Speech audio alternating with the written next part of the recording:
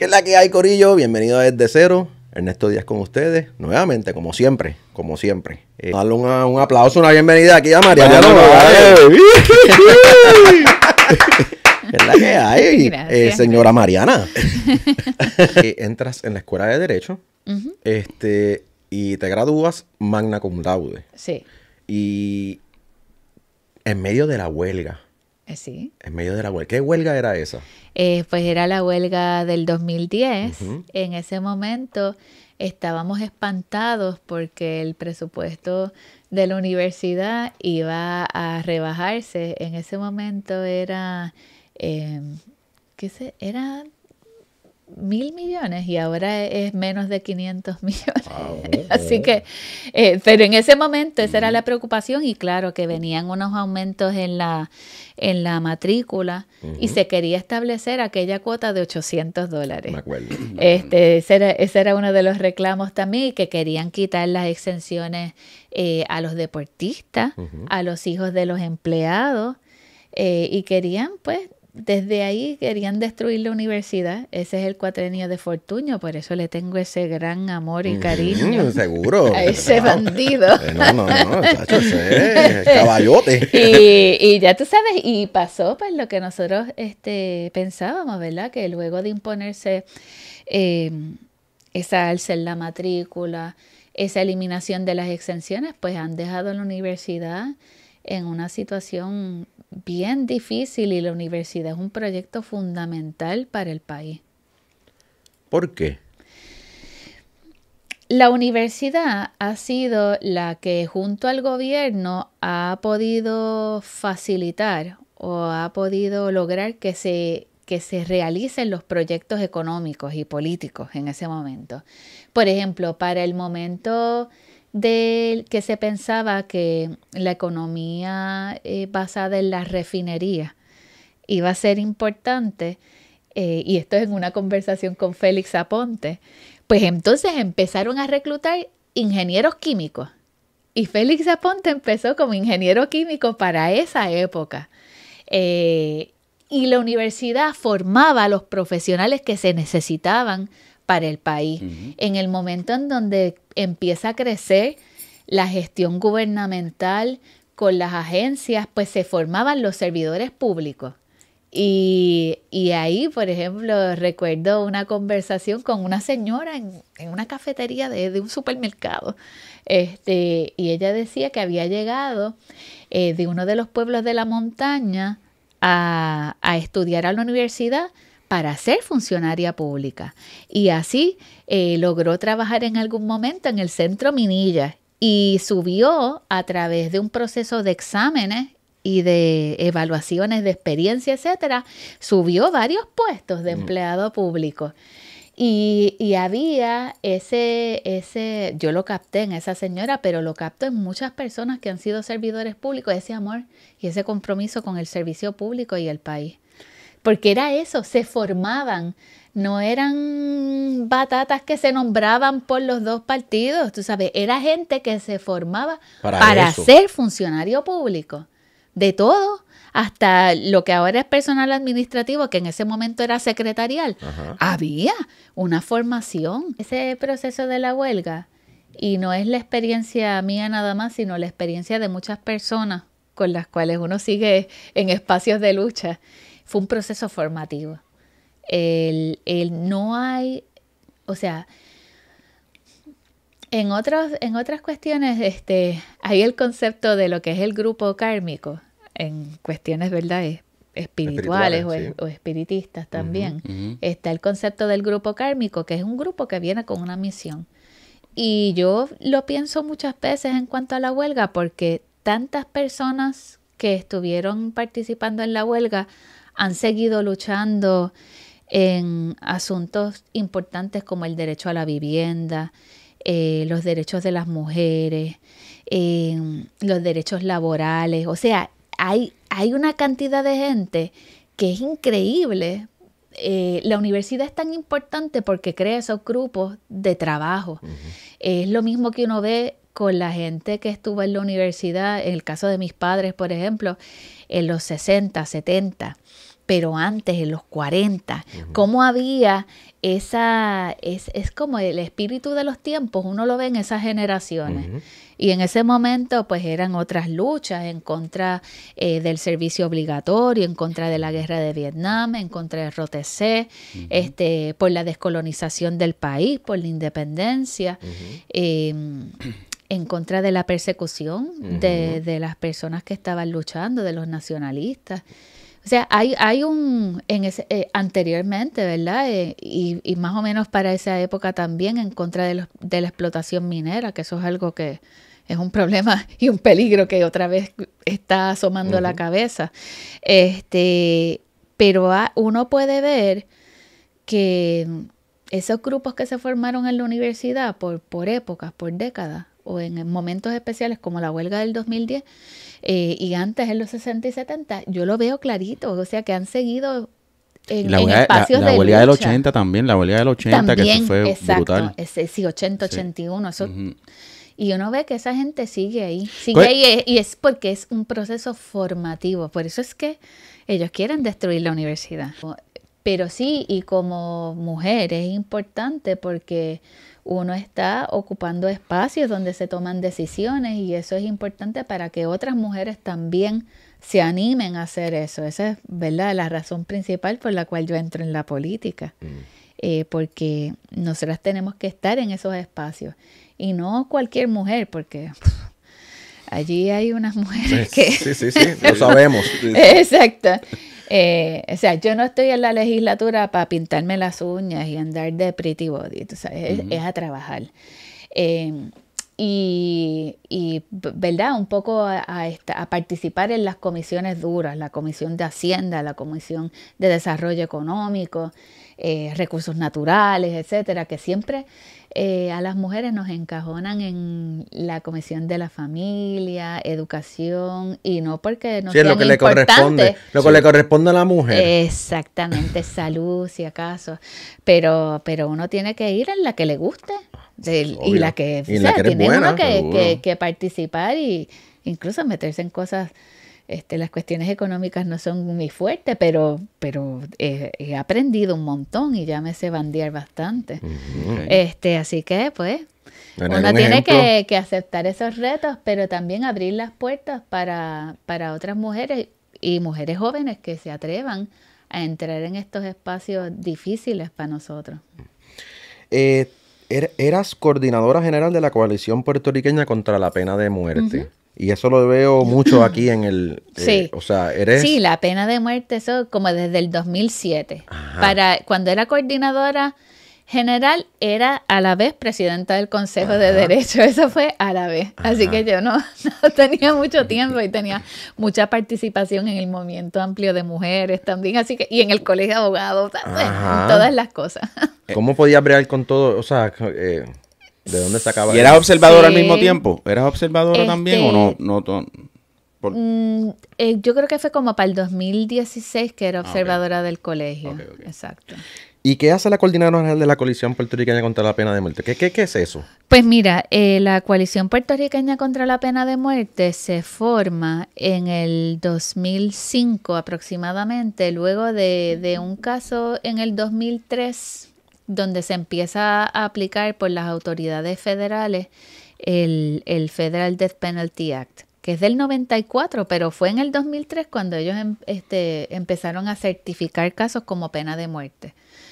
Y en ese caso la gente estaba tan impactada o incluso asustada por la idea de la pena de muerte y no se conocía el proceso y absolvieron a la persona.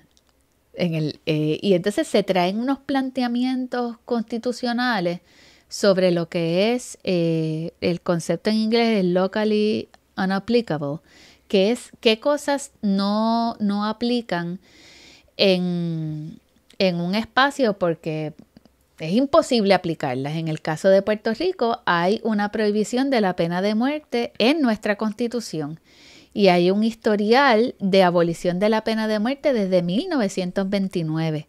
1927 es la última fecha en que se ejecutan a unas personas y hay una resistencia a tal grado que los carpinteros y los obreros se negaron a hacer el cadalso para ejecutar a la persona y tuvieron que venir unos militares o algo así para hacer ese espacio. Y se crea la coalición para entonces combatir la pena de muerte. Ese caso a nivel federal. Pero aquí a nivel estatal no existe la pena de muerte. Pero la federal, la Constitución a nivel federal, ¿no? ¿No es así? Bueno, sí, exacto. Los federales hacen lo que pero quieren. Pero es que hay una combinación de la de España con la de Puerto Rico. Sí, pero yo no soy abogado, pero lo que estoy tratando de plantear es que la Constitución de Puerto Rico no va por encima de la ley federal. No, exacto, es por supremacía. O sea, si ellos imponen la pena de muerte, Puerto Rico... Está. Y así se decidió en un tribunal cuando se planteó que no era aplicable en Puerto Rico porque estaba prohibida. Ajá. Y el Tribunal Federal determinó que sí, que era aplicable. Por encima de ¿Quién nos dice a nosotros que no es aplicable? Exacto. Y entonces, pues por esa razón es que es aplicable en estados de Estados Unidos también, que son abolicionistas, que han determinado que la pena de muerte no existirá en esos estados. Y entonces, ¿para qué funciona la Constitución de Puerto Rico si al final la puede revocar los federales? O sea, nosotros no podemos hacer una Constitución aquí de algo sin la aprobación de... cierto. Bueno, y así fue. El Congreso aprobó la Constitución de Puerto Rico, eliminó la sección 19, que era la que tenía la sección de los derechos económicos y sociales. Esa la eliminó, pero esa era parte de los argumentos. En ese momento no se eliminó la prohibición de la pena de muerte. Así que el argumento era que se había sostenido eso. Pero en ese momento en que se crea la coalición, yo no estaba, yo entré en el 2007, cuando se está viendo un caso en la Corte Federal que empezó en el 2006, terminó a finales del 2006, y me llamó la atención que había personas abogando porque no se impusiera una sentencia de muerte. Es difícil uno abogar por personas que quizá la sociedad las ve como mal vistas. Algunas personas decían, ustedes están defendiendo criminales. No, nosotros, y según el proceso de pena de muerte, el caso se evalúa, se certifica, y luego hay dos etapas. La etapa de la sentencia, que es donde se determina si la persona es inocente o culpable, y después la etapa de la sentencia. Primero la etapa de culpabilidad y después la etapa de la sentencia, donde se determina si es la pena de muerte o es algún otro tipo de sentencia distinta. Y el reclamo era que no se impusiera la pena de muerte. Si la persona era culpable o inocente, que eso se determinara. Y ahí uno no tenía, pero que no se impusiera la pena de muerte. Cárcel de por vida, pero no la pena de muerte. Por mil razones, exacto. O sea, crímenes de cuello blanco, no pasar fondos al sistema de salud, y entonces se mueren miles de personas. O sea, esa gente también son asesinos ¿verdad? Esto es mi opinión. Pero si tú te dan 10 millones de dólares y tú cogiste 9 para ti y pusiste uno a donde se supone que lo hubieras puesto y se murieron 10,000, pues mataste a 10,000 personas.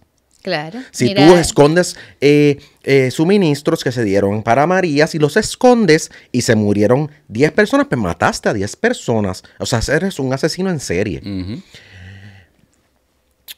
A veces me pasa por la idea como que la pena de muerte como que bregaría para ciertas personas.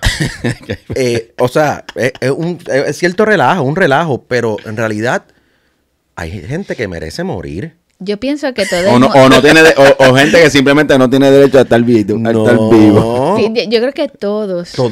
Hemos pensado X persona debería estar muerta. Sí. Eso es verdad, algo que le pasa a uno por la cabeza, sin duda. Ok, está bien. Pero otra cosa es otra cosa. Pero sin duda que lo que es la corrupción y los crímenes de cuello blanco y los crímenes gubernamentales, pero también los esquemas que yo llamo necropolíticas, que son políticas que tienen el efecto de expulsar a la gente o de matarla. Ese es un término que se utilizó en el continente africano por algunos tipos de gobierno, ¿verdad?, que expulsaban a la gente o los mataban.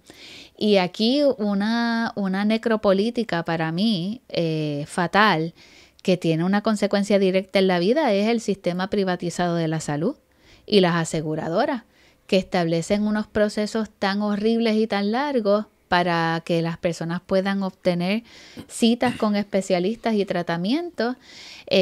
Lo que tienen como efecto es que cuando la persona finalmente llega al oncólogo, por ejemplo, ya está terminal. Eso es una necropolítica. Se mueren millones. Eso es una necropolítica. Lo mismo, Luma es necropolítica. ¿Cómo vamos a tener un sistema de eléctrico que está ahorcando y estrangulando a las personas y a los pequeños comerciantes que tienen que cerrar los negocios e irse porque es que no pueden pagar el costo de la electricidad? Esos son necropolíticas. La Junta de Control Fiscal es necropolítica porque no nos permite legislar, no nos permite decidir qué son las cosas importantes y nos obliga a pagar una deuda que imposibilita que nosotros como gobierno podamos mejorar las condiciones y la calidad de vida de la gente. El cierre de las escuelas, necropolítica, clara. Ese cierre arbitrario e indiscriminado, particularmente en las zonas rurales, es para que la gente se tuviera que ir, que no hayan servicios de educación especial. Esos son necropolíticas también.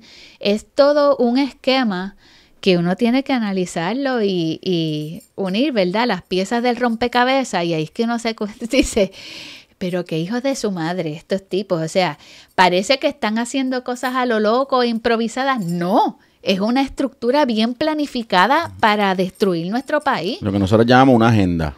Una agenda, eso mismo, es un programa de destrucción del país, y siempre lo he dicho, es en términos del territorio, de la gente, pero también de nuestra historia y cultura e identidad. Okay. Es un programa para anularnos y desaparecernos. ¿Quién hace esa agenda? ¿Quién hace esa agenda? Esa agenda, eso es una agenda a largo plazo. Y con muchos elementos a corto plazo, obvio. Pero ¿quién la hace? Pues mira, yo creo que particularmente... ¿El Partido Nuevo Progresista? Pues sí, pero el Partido Popular también le ha seguido el bueno, juego. ellos la implementan. Exacto. Pero la metrópoli tiene todo el control también, sí, yo creo, ¿verdad? Y los lacayos son los que implementan. A eso iba. Desde Reagan al menos empieza esa política que se llama neoliberal, que es un capitalismo salvaje, donde se propone que el gobierno hay que achicarlo, que el gobierno tiene que tener las manos afuera de la actividad económica, que el mercado solito se va a regular para beneficio de la gente y que todo va a ser maravilloso, sin ningún control, sin ninguna regulación. Y aquí en Puerto Rico, y la privatización, que es una política fundamental de esa concepción neoliberal. ¿Verano del 19? Mano, eso fue lo más increíble que me ha pasado en mi vida. Eso fue lo más increíble que me ha pasado en mi vida, que yo decía... Esto está pasando de verdad. Una felicidad tremenda. Era un orgullo por mi gente. O sea, no se estaba hablando de que si eras estadista, que si eras popular, que si eras independiente, eso no importa. Era como que todo el mundo estamos en las mismas. Exacto. Y no vamos a hacer nada hasta que tú te vayas. Y lo más nítido fue que se fue y se fueron todos. Y yo dije, diablo, qué cabrón, ahora vamos a hacer una asamblea constituyente, ahora vamos a hacer todo lo que se supone que hiciéramos. ¿Y qué pasó? Pues lo que pasó fue que el bobolón que está ahora mismo, que es el bobolón, y trató de hacer, para mí, esto es lo que yo estaba viendo, para mí trató de hacer un golpe de estado tras bastidores, como que era, yo no, ¿qué era? Él era algo del Senado, como que lo pusieron presidente del Senado para él poder entonces coger la batuta de la gobernación. Y ya estuvo 3 días en esa... Él lo nombraron secretario de Estado. Secretario de Estado para que él pudiera pudiese ser el próximo en la línea. Y pasarle por encima a la secretaria. Y en ese momento que le dieron, eso, él estaba hablando, no, porque yo como presidente de no sé qué, bla, bla. Y después cuando lo nombraron tras bastidores, él ya estaba hablando como que no, eso era cuando yo era secretario de Estado. Ahora soy gobernador. Ahora yo sigo... Y yo, pero cabrón, ¿de verdad tú crees que la gente se va a comer esa pendeja? Y por poco se lo creen. Desarrollar, yo creo que en Puerto Rico, para traer eso que dices sobre el medio ambiente, la gente ha desarrollado una visión ambiental. La gente ve un crimen ambiental y sabe que eso es un crimen ambiental. Exacto. Pero ahí, espérate, aquí no hay 20 metros. Pues, claro, claro, la gente está de salvamento aquí. Afiladita. Y tú no puedes estar tirando estas aguas residuales ahí a la playa. Y eso está mal. Y no puedes estar pelando las montañas y sacándole toda la cobertura vegetal. O sea, la gente sabe. Y tenemos que desarrollar la visión sobre lo que es la colonia. La visión sobre lo que es la corrupción. Y la visión sobre lo que son las necropolíticas. Tenemos que empezar a identificarlas para nosotros entonces saber que eso no es lo que queremos y queremos otra cosa y atrevernos a hacer otra cosa. Yo creo que tiene que ser más o menos el mismo proceso sobre el interés por la protección de nuestros recursos naturales. De la misma manera tenemos que interesarnos por proteger nuestra historia, nuestra cultura, nuestro patrimonio arqueológico. Y tenemos que interesarnos por cambiar el sistema. El sistema no funciona. Yo creo que aquí no hay nadie, bueno, algunas personas creen que el sistema funciona. Y yo he visto gente que dice que Luma, que qué bueno que llegó Luma. Sí. Yo, pues, ¿verdad? No sé cómo está la situación en estos momentos, pero Luma es fatal. Bueno, la situación es que yo tuve que poner placas solares en mi casa.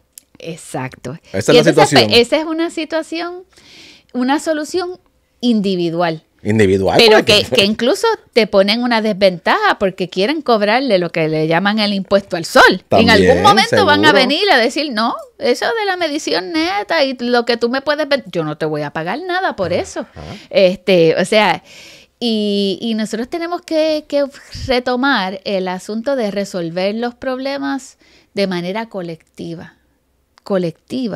porque si todo el mundo anda resolviéndose de manera individual, en un momento no va a haber la fuerza colectiva para defendernos individualmente.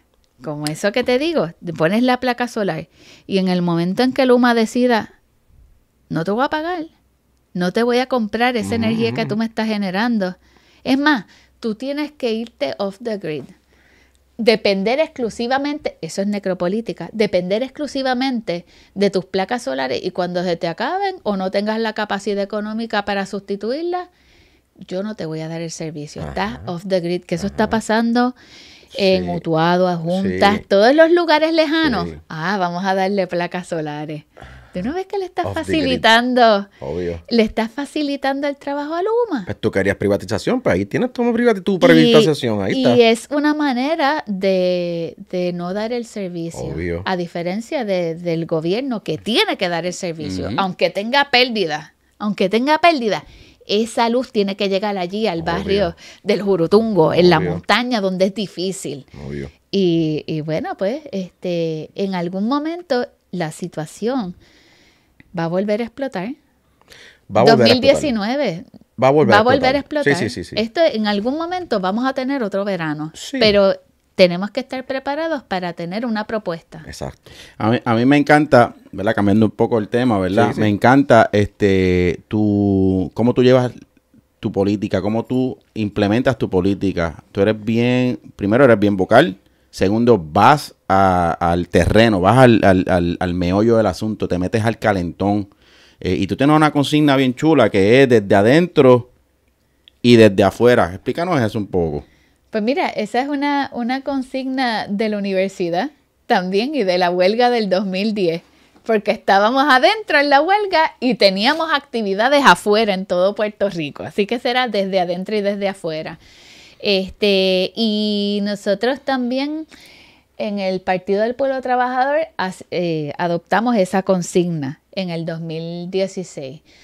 Y creo que esa es parte del proceso de formación, que uno no puede quedarse enajenado en el Capitolio, sino que tiene que hacer el trabajo ahí dentro del Capitolio, porque hay trabajo que hacer dentro del Capitolio, participar en las comisiones, preguntar, investigar, solicitar información, comunicarla, pero también tienes que estar con las comunidades y tienes que saber qué es lo que está pasando con las comunidades.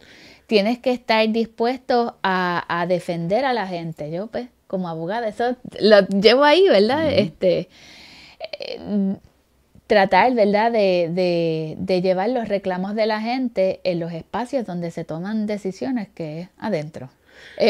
Así que no tiene que ir afuera a recoger las preocupaciones, a recoger propuestas y soluciones, porque la gente aquí tiene ideas de cómo resolver sus problemas y llevarlos allí, donde hay personas que no salen del aire acondicionado, que no saben lo que está pasando. ¿Cómo llega a eso? Eso, nosotros tuvimos una plática dentro de los grupos feministas y Proyecto Matria. Recuerdo que hizo una que se llamaba Más Mujeres, Mejores Políticas.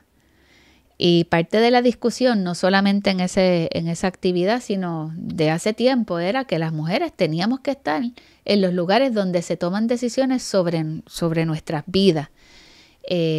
Porque en el caso específico de las mujeres, si tú dejas que los hombres tomen decisiones sobre las licencias de menstruación, por ejemplo, ¿qué sabe un hombre de qué es el proceso de menstruación?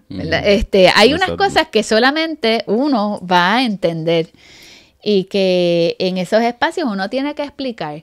Yo le expliqué a un representante en una vista sobre el acoso callejero si él sabía que era coger la llave entre las manos. Y él me dice, no. Y yo le dije a las mujeres, ustedes saben qué es coger la llave entre las manos, ¿verdad? Porque uno sale de un sitio y en lo que llega al carro uno coge la llave por si tiene que defenderse, porque siempre está el peligro de la agresión sexual. Siempre. Yo creo que los hombres no sienten eso tan fuertemente como las mujeres. Y no solamente en esos casos, en economía, en todo lo que si tú dejas que unas personas que no conocen tu situación estén ahí y tú no estás ahí, no se va a conocer. Los mujeres están en mayoría, entonces los PNP no van a las vistas. Y cuando los PNP están en mayoría, entonces los populares no van a las vistas. Y yo digo, pues mira, si no van a hacer el trabajo que no le paguen, ¿cómo que no va a ir? Ajá. Yo tengo la mitad de las comisiones y José Bernardo tiene la otra mitad y nos estamos... ¿Y cómo es posible que un representante que tenga 2 o 3 comisiones nada más asignadas en comparación con 20 que uno tiene, no vaya a las pistas públicas? ¿Pero qué hacen allí entonces? ¿Qué hacen allí? Cuando llega el momento de la votación, como yo escuché a un representante una vez decirle a Johnny Méndez, ¿cómo votamos hoy, jefe? Ay, Dios mío, exacto. No se leen ni las medidas. No, pero que se van a ni leer, las discuten. El partido te dice, tú votas así, tú así, está a favor, está en contra. Y ya está. Wow, mano. Y entonces, cuando entré, yo dije, ahora mismo es que sí me doy cuenta por completo de que hay que estar aquí. Y hay que sacar a la gente que no está participando en la discusión política. Pero la gente... Y que no está haciendo trabajo. Pero yo no sé quiénes están allí y quiénes no. Yo no sé. Yo en resto. Yo no sé. Cuando me llega la papeleta digo, bueno, yo soy PNP, pero yo voté por esta, voy a votar por esta. Bueno, pues el anuncio más bonito, el que hizo el anuncio más bonito, el que tú ves la cara, el más cara que tú ves por ahí. El face recognition, eso lo dice la gente. El que tú ves en el guitarreño y en la Comay, esos son los que tú ves. Exacto. Y te sabes los nombres, pues si van todos los días. Eso es lo que hacen algunos. Así también, sí, es bonito. Es bonito, es elegante, sabe hablar inglés bien. Pero a lo mejor eso es lo que hacen, se pasan en la radio, en los programas, pero no hacen su trabajo. Coño, Ernesto, de que hablan inglés bien, yo no sé esa característica, porque por lo que yo veo, no hablan, mejor hablamos tú y yo inglés. Bueno, sí. Pateado, pero yo creo que sí. ¿Georgie Ramos sabe hablar inglés? ¿Quién? No sabe hablar español. Olvídate la pregunta. Mira, pero vamos a tocar, porque quiero, antes de retomar eso de nuevo, aquí tengo una foto. ¿Qué está pasando ahí? Eso es el 1 de mayo de 2018. Que después de las manifestaciones en la Milla de Oro, la policía continuó hasta la Universidad de Puerto Rico. Eso es en... Eso es Santa Rita. Eso es Santa Rita, sí. Esa es la parte cercana al Pollo Tropical. Esa parte que está ahí, que es como Blondet. ¿Tú no eras representante para ese tiempo? No, exacto, eso es antes. Ahí yo estaba en la Brigada Legal Solidaria. Ok, explícanos qué es la Brigada Legal Solidaria. Pues la Brigada Legal Solidaria es una organización que se fundó por varias abogadas y que tenía sus antecedentes en lo que era el Comité de Acción Legal, que era un grupo de abogados y abogadas que precisamente habíamos participado de la huelga y que nos dimos cuenta que hacía falta acompañamiento legal en los procesos de protesta, los que fueran. Y se creó un grupo de observadores legales, de abogados que estaban dispuestos a ver los casos en los tribunales cuando se arrestara a un manifestante, y que también íbamos a los cuarteles para no dejar a ninguna persona sola en los cuarteles. Porque lo mismo que va en la cuestión de la privación de la libertad. Uh-huh. Si tú dejas a una persona que está en un cuartel solo, le pueden dar una pela, uh-huh. Puede tener situaciones difíciles, y tiene que haber ese apoyo. Entonces, luego de usted, ¿verdad? Estaba aspirando a la comisionada residente. A la comisaría residente en el 2010, para las elecciones del 2016. Y luego pasa a Movimiento Victoria Ciudadana. ¿Cómo surge ese movimiento? O sea, yo sé, pero ¿cómo surge? Pues mira, el Movimiento Victoria Ciudadana surge después de las elecciones del 2016, donde podemos recordar que en ese momento estaban como candidatos independientes Alexandra Lúgaro y Eliezer Molina. Uh-huh. Y ya habían unos precedentes, como en el 2012 el MUS, Movimiento Unión Soberanista, en el 2008 estaba Puertorriqueños por Puerto Rico. Uh-huh. O sea que había ahí fue que estaba ninguno, ¿verdad? Antes era vota por ninguno, exacto, sí, esa era una campaña, pero esa era una campaña antielectoral. Pero sí, en esa vamos viendo cómo hay un grupo de gente cada vez mayor que no quiere votar por los partidos tradicionales, quiere votar por cosas nuevas. Sí. Y luego de esas elecciones dijimos, mira, nosotros es mejor que nos juntemos. Vamos a hablar, así que el PPT es parte del proceso de formación del Movimiento Victoria Ciudadana, pero también el MUS, también personas del MUS estaban en ese grupo, y personas de organizaciones civiles, uh-huh. y comunitarias.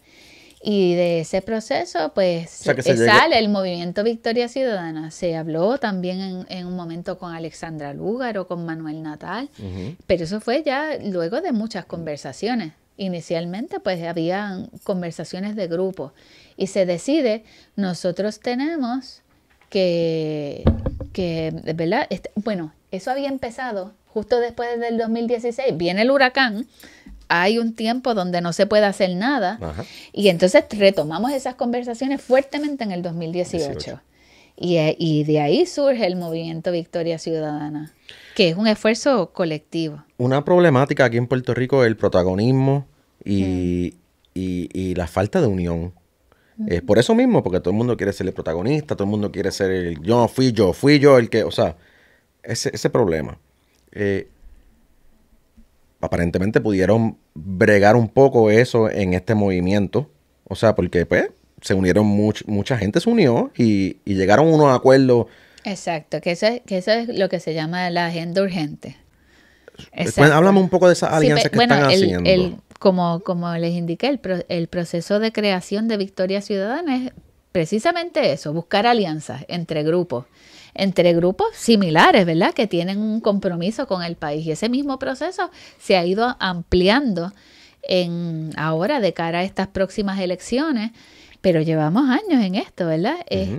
Hablando con grupos ambientales, hablando con grupos sindicales, con otras organizaciones políticas no partidistas, ¿verdad? Hay organizaciones políticas que no son partidos, con personas que nos parecen que pueden darle mucho al país y ver cómo las incorporamos en un proyecto político común. Okay. Se habla mucho de la alianza con el PIB, pero no es la única alianza. Ok. A eso iba. Quería que Ramón me tomara aquí para preguntar entonces del PIB, porque eso es lo que están diciendo la gente también. O sea, yo sé que hay muchas alianzas con muchos sectores, pero la gente se enfoca en el PIB porque eso es lo que está de moda. Ah, bueno, pero espérate, el PIB. Y eso también es lo que enfatizan los medios comerciales de comunicación, la ¿verdad? Propaganda, seguro. Están todo el tiempo con el PIB, con el PIB, con el PIB, cuando la alianza es mucho más que el PIB. Pues seguro. O sea, es como les he explicado, ¿verdad? Con otros grupos, con otras personas. Pero también nosotros entendemos que hay muchas cosas de la plataforma del PIB, como por ejemplo la ley de costas, es del Partido Independentista, que nosotros también coincidimos con esas propuestas. Ambas organizaciones creen en un sistema de salud universal que no esté gobernado de manera dictatorial por las aseguradoras y las farmacéuticas. Creemos en que tiene que haber mejores condiciones para los profesionales de salud y también que se le provean todas las necesidades a las personas, a los pacientes, ¿verdad? A las personas que necesitan de servicios de salud.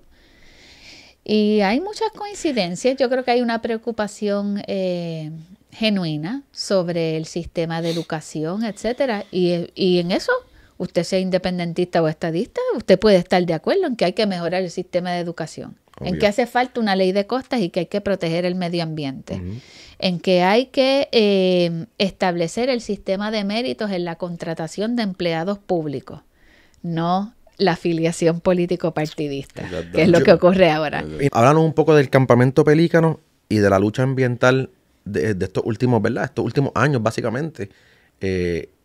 Y vemos a ver qué sacamos de eso. Pues mira, yo creo que desde que entré en la legislatura, yo no sabía que iba a ser así específicamente, pero eso fue lo que ocurrió, que los temas ambientales toman una relevancia desde nuestra oficina. Se empieza a recibir muchas quejas de la gente de qué es lo que está ocurriendo, están talando aquí, están construyendo sin permiso, etcétera. Y una de las investigaciones más fuertes es la investigación que se hizo en la Reserva Estuarina Bahía de Jobos en Salinas. Y de ahí pues se abrió una caja de Pandora. Y de ahí salió de todo, que ha continuado y hizo presión en el gobierno para que se llevaran unos casos de desalojo de las personas que invadieron la reserva y que construyeron ahí por unas componendas de un abogado, uno que ya está muerto, de apellido Godró, y otro Veguilla. Y anteriormente, el asunto de Sol y Playa, donde se crea el campamento Carey, también pone en la discusión pública todo lo que es la invasión de los bienes de dominio público y lo que es la zona marítimo terrestre y la construcción ilegal o con documentos falsos, deslindes erróneos, planos que no eran lo mismo y claro, la fragilidad o la corrupción del sistema de permisos en la OCPE y la corrupción. Porque de ahí salió y de Alfonso Ruiz, que no se sabe dónde está, renunció. El cartel de los permisos. El cartel de los permisos. Claro, renunció por eso. Y lo mismo Machargo. Machargo finalmente tuvo que irse después de todos esos escándalos. Y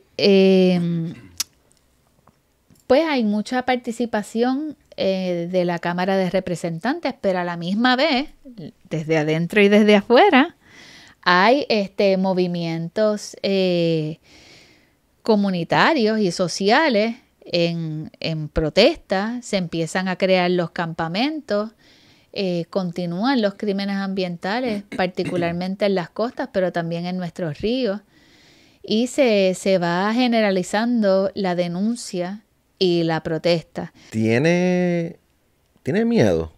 ¿Tiene miedo al sistema corrupto? O sea, ¿tiene miedo? Yo creo que todo el mundo en algún momento tiene algún temor, pero a mí se me quita rápido. Ese es el problema, que a mí se me quita rápido. Y cuando a mí me da con algo, yo sigo, no importa las consecuencias. Pero también he tenido muchos procesos formativos que me han quitado el miedo. Yo a la policía no le tengo miedo. En la huelga, en todas esas manifestaciones, yo he estado delante de 500 oficiales de operaciones tácticas, como si nada. Y en algún momento lo dije y yo lo reitero. Yo voy a decirte lo que pienso y lo que tengo que decir, lo que yo pienso que tengo que decir en ese momento, aunque tú estés de frente mío apuntándome con una pistola. Porque realmente yo no le tengo miedo a muchas cosas. O sea, que eres libre. Sí, uno no puede temerle a la muerte. Aquí en Puerto Rico hay un refrán que es que nadie se muere en la víspera. Uh-huh. Así que cuando uno le toca, le tocó. Y cuando uno no tiene miedo, uno hace lo que tiene que hacer. Y no importa qué, porque uno está seguro de que pues en el momento que a uno le toca, pues le toca. O sea que no es que uno ande por ahí, ¿verdad? Buscándola. Exponiéndose innecesariamente, pero cuando uno está haciendo el trabajo y uno está expresándose y uno está defendiendo a la gente, no debe tener miedo. Bueno, Ramoncito. No, gracias. Mariana, gracias por haber venido al estudio, por abrir la puerta, por abrirle, ¿verdad?, este espacio a uno más yo diría de conciencia política, aprender un poco de política, porque la política nos rodea a todas y todos. Y nos afecta. Y nos afecta. Así que no es que estemos aquí, no, es que tus problemas se ven afectados por la política que te rodea. Gracias por aceptar venir, por darnos toda esta información y de verdad que nos vemos en el aire. Sí. O en los campamentos, donde sea que nos veamos. Gracias a ustedes, sí. Ha sido un privilegio entrevistarte, Mariana. Un placer, un honor conocerte. Yo te vengo conociendo desde la huelga del 2010. Ajá. Y he seguido tu trayectoria y eres un digno ejemplo de la mujer puertorriqueña. Estoy bien orgulloso de tener a alguien ahí luchando por nosotros, luchando por nuestras playas, luchando por nuestro ambiente, luchando por la pena de muerte, contra la pena de muerte. Hay muchos otros temas que yo quería tomar, hablar contigo, el feminismo, el aborto, muchas otras cosas que lo dejamos para la segunda parte. Pero de verdad que te deseo mucho, no éxito, te deseo mucha energía, mucha fuerza, porque no es fácil luchar contra los poderes que, ¿verdad?, nos controlan, contra esa élite capital, esas corporaciones, porque estamos luchando todos contra eso, ¿verdad?, al final del día. Y pues contra los bobolones que están ahora mismo ahí, pero eso no es un problema, eso ya mismo buenan encanto. O sea que aquí siempre las puertas abiertas para lo que sea, no solo para dar un mensaje, sino para lo que sea, para una taza de café. Nos vemos en el aire como con mi hermano. Si saltas con él, pues yo te hago la cámara. Si saltas conmigo, él te hace la cámara. Saltamos con mi esposa y la pasamos bien. Yo sé que te va a gustar mucho la experiencia. Es una experiencia que te energiza y te da más fuerza en la vida y te pudiera cambiar la vida en cuanto... Bueno, ya no necesitas mucho cambiar la vida porque ya no le tienes miedo a la muerte. Todos los días hay cambio. ¿No? Y tú te enfrentas a cosas mucho más, ¿verdad? Más dementes que saltar de un peligrosas. O sea que nada, mucho éxito y nos vemos después. Corillo, esperemos que les haya gustado la entrevista. Nos vemos en la próxima con Vete. Eso es. Mariano, dale, corillo. Mariano, dale.